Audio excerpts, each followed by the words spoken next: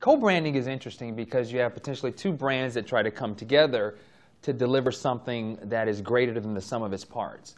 And a great example of that I like to talk about in my class when we're discussing issues of creating this co-branding kind of context and doing it the right way is an example that I'll show you now between two great brands. So when I show you this, people instantly kind of know what this is. This is sort of the iPod. It's kind of created the category of the MP3 players.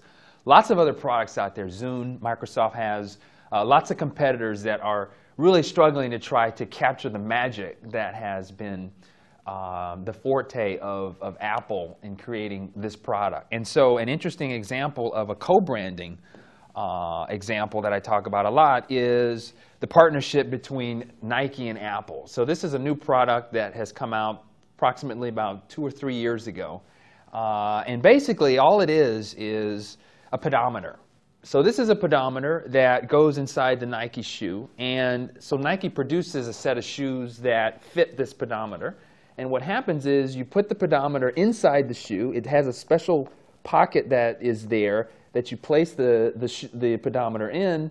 And basically what you then do is connect your iPod Nano that will then talk to this pedometer. And so what happens then is, as a runner, you're able to actually control your music and also get particularly important statistics about your running. So for example, how many miles you've gone.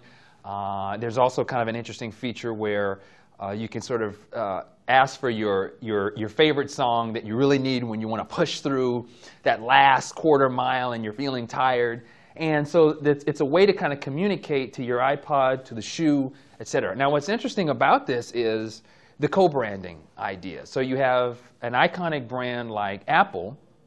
You have an iconic brand like Nike. And you can think about the implications of what this would mean to try to bring these two brands together. There's nothing new about a pedometer. A pedometer is an old idea.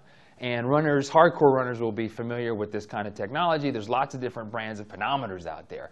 Why is this special? Well, it's special because it is the melding of these two brand personalities, these two iconic brand personalities, Nike and Apple. So you have Nike, which is kind of the transcendence through sport, the athletic aspirations to try to perform better.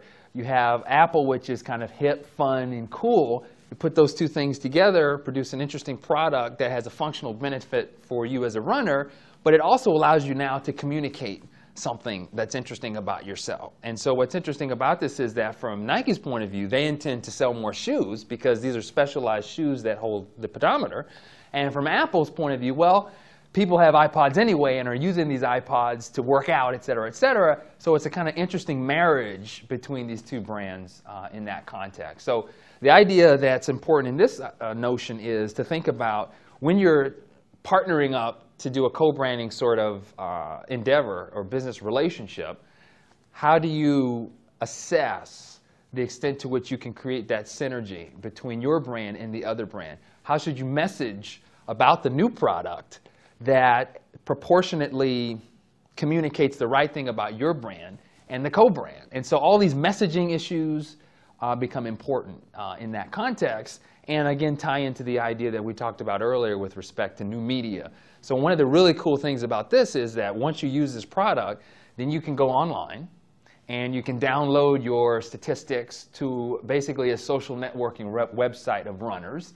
And you can share your stats, you can motivate each other, you can talk about the product, talk about your favorite runs, et cetera, et cetera. So again, this is a great example of building that community and letting consumers own the brands, in this case the co-brand example, and creating that sort of social lubricant to facilitate this discussion about the brand and create further synergistic equity from the co-branding partnership. So I think that's kind of an interesting example of this idea in marketing.